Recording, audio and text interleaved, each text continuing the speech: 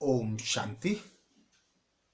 अध्यात्म की राह में, योगी जीवन में हम अनेक शास्त्रों में, ग्रंथों में कहानियां सुनते हैं।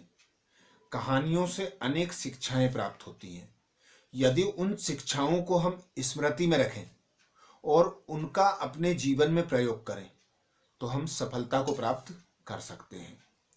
ऐसी ही एक शिक्षाप्रद कहानी सुनते हैं। 3 अमूल्य शिक्षाएं। एक समय की बात है, राजा गोपीचंद हुआ करते थे। राजा गोपीचंद को योग शिक्षा ग्रहण करने की हट सूझी कि मुझे योग सीखना है। योग सीखने के लिए उन्होंने अपना सारा राजपाट अपने भाई के नाम कर दिया। अपने भाई को राजगद्दी पर बिठाकर वे योग की शिक्षा लेने के लिए गुरु गोरखनाथ के पास पहुंचे। गुरु गोरखनाथ के शिष्य बन गए। गुरु गोरखनाथ ने शिष्य बना लिया। शिष्य बनाने के बाद उन्हें कहा कि जाओ, रंग महल में जाओ, अपनी मां से भिक्षा लेकर आओ। राजा गोपीचंद निस्संदेह निकल गए। भिक्षा मांगने के लिए अपने खुद के घर रंग महल में पहुंचे। रानी मेनावती को आवाज दी।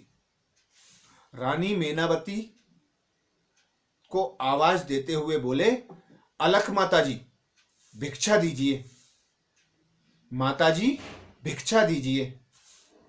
इतने में मेनावती बाहर आई और अपने पुत्र को देखकर कहती हैं, मैं बहुत भाग्यवान हूं कि मुझे तुम जैसा भक्त पुत्र प्राप्त हुआ। फिर गोपीचंद बोले, माताजी भिक्षा दीजिए। माता बोली, मैं तुझे 3 अमूल्य शिक्षाएं दूंगी। एक एक शिक्षा हीरे के समान होगी। मैं तुझे पहली शिक्षा देती हूं कि सदा किले के अंदर रहना। गोपीचंद को कुछ समझ नहीं आया। गोपीचंद बोले, माता विस्तार में समझाएं। सार युक्त शिक्षा दे रही हैं, कुछ विस्तार में समझाएं।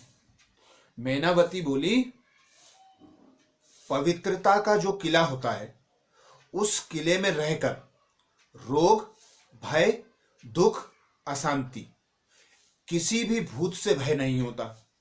अर्थात तुम ऐसे सेफ हो जाते हो कि तुम्हें दुख, अशांति, रोग, भय कुछ भी नहीं सताता। क्योंकि जो ब्रह्मचर्य जीवन होता है उसमें भक्त मन निवास करता है। वही अध्यात्म की राह में आगे बढ़ाता है। वही योगी जीवन की सफलता का पहला आधार है। अर्थात योगी जीवन की श्वास है। दूसरी शिक्षा में मेनावती बोली, सदा मोहन भोग करना। सदा मोहन भोग करना। गोपीचंद फिर बोले, माता विस्तार में समझाएं। माता बोली, सदा मनुष्य को दिन भर में एक बार भूख लगती है और अच्छी कड़क भूख लगती है। तो जब तुम्हें भूख लगे तभी भोजन करना।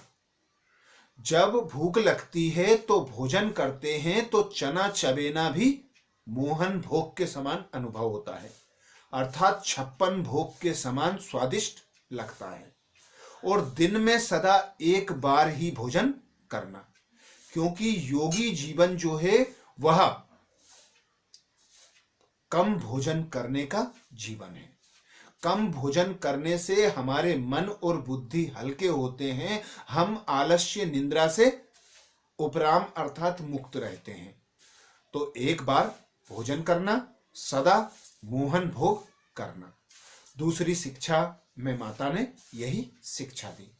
तीसरी शिक्षा में माता बोली, सदा मसहरी में सोना।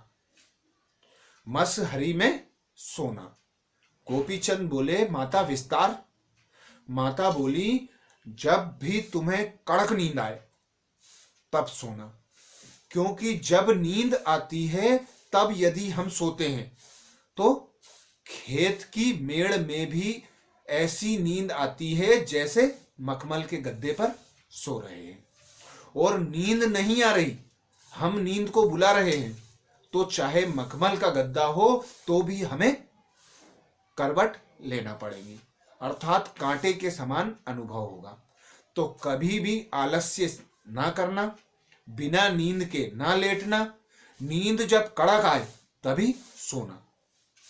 यही अध्यात्म की राह में तीव्र पुरुषार्थ की श्रीमत है कि आलस्य अलबेलेपन से मुक्त होकर सदा फुर्ती में रहना।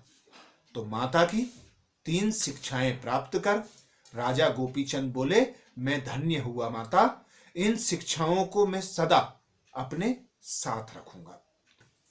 अच्छा, ऐसी ही शिक्षाप्रद कहानी के लिए बाबा के चैनल को सब्सक्राइब करें। वीडियो अच्छा लगा उसे लाइक शेयर जरूर करें। ओम शांति।